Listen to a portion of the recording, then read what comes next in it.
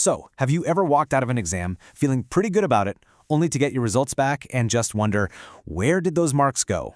Well, today we are pulling back the curtain. We're going to demystify the one document that really holds all the power, the official exam mark scheme. Okay, let's get into it. You know, it really all boils down to this. The difference between a pretty good answer and a perfect one, it isn't always about just knowing more stuff. A lot of the time, it's about knowing how to give the examiner exactly what they are looking for. And the secret to that is learning to think just like they do. And this is the key. Yeah, I know it might look a little dry, a little boring, but trust me, this document is the blueprint for every single mark you can get. It's not just a list of answers, it's a rule book, a guide. And today, we're going to treat it like a secret code that we're going to crack together. All right, here's our game plan for today. First, we'll crack the examiner's code, the language they use. Then we'll get into the rules of marking. The main event, though, is going to be a deep dive into a real exam question, question 03, to see all these rules in action. And finally, we'll wrap it all up with a solid strategy you can take with you into your next exam. Right, Section 1. Before we can really use the mark scheme, we have to understand what it's even for. I mean, it's written in a super specific way, and just getting what its purpose is, well, that's the first big step to using it to your advantage. And look, this is straight from the source, the exam board AQA. It says the scheme shows what answers are expected, and this is key. It gives extra information to help the marker out. It's all about making sure the marking is consistent so everyone's graded fairly. Okay, now for the really good stuff, the actual rules of the game. Mark schemes use a handful of key terms that have very, very precise meanings. And if you don't know what they are, you're kind of flying blind. So let's fix that. First up, we've got the word allow. When you see this, you can just breathe a sigh of relief. It basically means there's more than one way to get the point. It gives the examiner some wiggle room. For instance, they might allow a different term that means the same thing. This one is your friend, for sure. Next up, ignore. This just means you've written something that's, irrelevant. The good news, you don't lose a mark for it. But the bad news, you don't gain one either. It's just neutral. The lesson here is to not waste time writing stuff that's just going to get ignored. Now this is the one. This is the one you really have to watch out for. Do not accept. This is a huge red flag. It means an answer is just plain wrong, and it's dangerous. Why? Because it leads us straight to our next big rule. This is probably the single biggest reason smart students lose marks they thought they had. So, if a question asks for two things, and you give two right answers, but you also add a wrong one, you could get 0 marks. The wrong answer literally cancels out the right ones. It's a really tough rule, but it's so important to know. And this just shows it perfectly. Let's say the question is, name 2 planets. Student 1 says Neptune, Mars, and the Moon. The Moon isn't a planet, so it's ignored, but they still get the mark for Neptune and Mars. But look at student 2. They add Sun to the list. The Sun is not a planet. That's a direct contradiction, so the entire answer gets 0 marks. Brutal, I know, but that's how it works. Okay, so that's the theory. Let's put it into practice.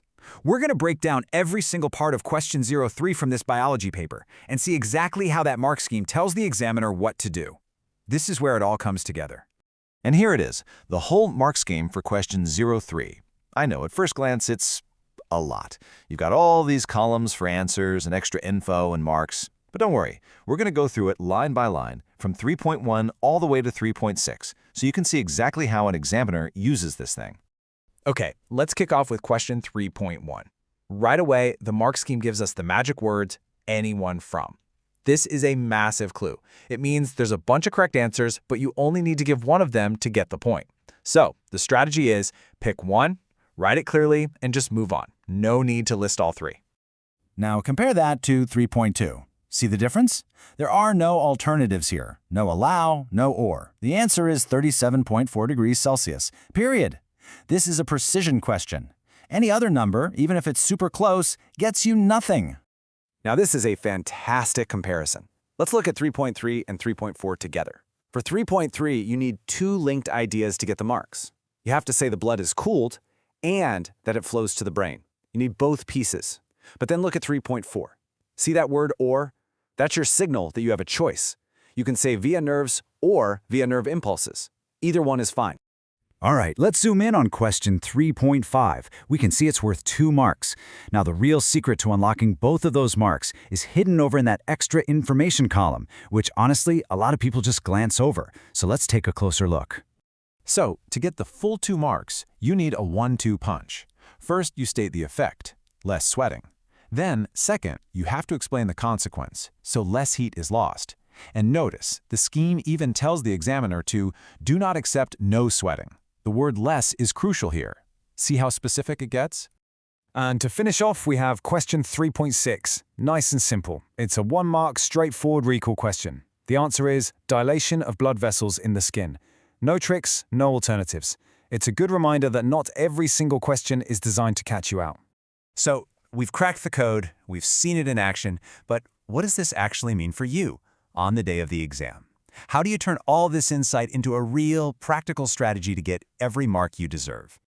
Here it is, your new exam checklist. Always look for those key words like and versus or. Please obey the right plus wrong equals wrong rule. Don't throw in extra answers if you're not 100% sure. Remember that allow is your friend, and always, always treat do not accept like a massive warning sign. And let's finish with this final kind of blunt piece of advice from the exam board itself. Stay relevant. Answer the question they asked, not the question you wish they had asked. Everything you write should be aimed at hitting a specific point on that mark scheme. You see, understanding the mark scheme changes everything. It's not about cheating, it's about understanding the game. You now know the rules, you know the language, you have the tools to show the examiner exactly what you know in a way they have to reward. So really, the only question left is, are you ready to play?